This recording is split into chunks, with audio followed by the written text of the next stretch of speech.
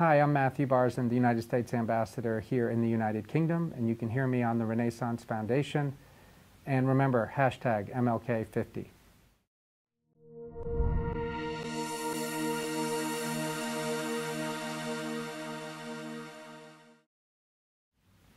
So first question is, who inspired you while you were growing up? I had many people who inspired me, but if I have to pick just one for today's discussion, I would think of my grandfather, my father's father, Jacques Barzin. And he died a little over 2 years ago at the age of 104. And so, as the Brits would say, he had a good innings. But he was very inspiring to me. He was a cultural history professor, born in France, emigrated to America, and at the time when he was studying history, and he wanted to study what he called cultural history, which we think of as very normal now, but back then his professors said, you can't do that. You have to do political history or social history or art history. Pick one of those. And he said, well, each of those is important, but life as we actually experience it is a mixture of all those things, and I want to study the mixture. And so I have found his personal example and his writings a great inspiration. What advice would you give to young people who are facing difficulties now?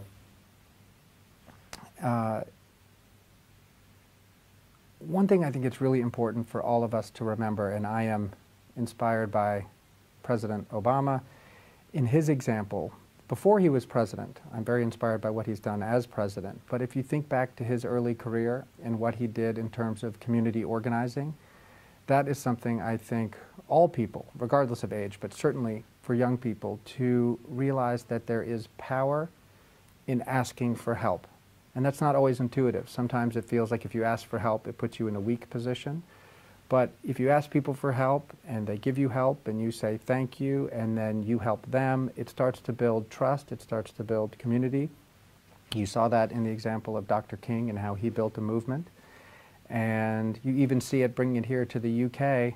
Winston Churchill, this great towering figure in British and international politics, the courage he showed in asking for help back at the crisis of World War II, asking the United States for help. And so real friendships and real power are built when you have the courage to ask for help.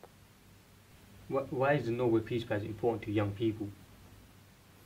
Well, we saw it with this year's recipients of the Nobel Peace Prize, someone so young and someone who had spent a career advocating so passionately for the beliefs he cared about. The Nobel Prize is personally something very interesting to me because I used to be the U.S. ambassador in Sweden, where Mr. Nobel was from, and where all the prizes, except for the Peace Prize, are given out. As you know, the Peace Prize is given out in Oslo. And in my first year in the job, we had 10 winners from the United States, one of which was our president. Why does Dr. King receiving the Nobel Peace Prize mean to you?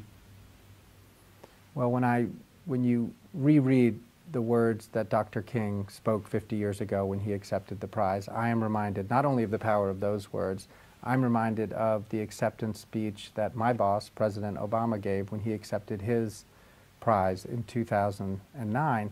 And he talked about Dr. King. He said, look, there is no way I would be standing here today, the first black president of the United States, if it were not for the leadership of Dr. King, the leadership of many other people who you read about, and the thousands of people who you will never read about, who practice daily acts of courage to bring the change that they wanted to see.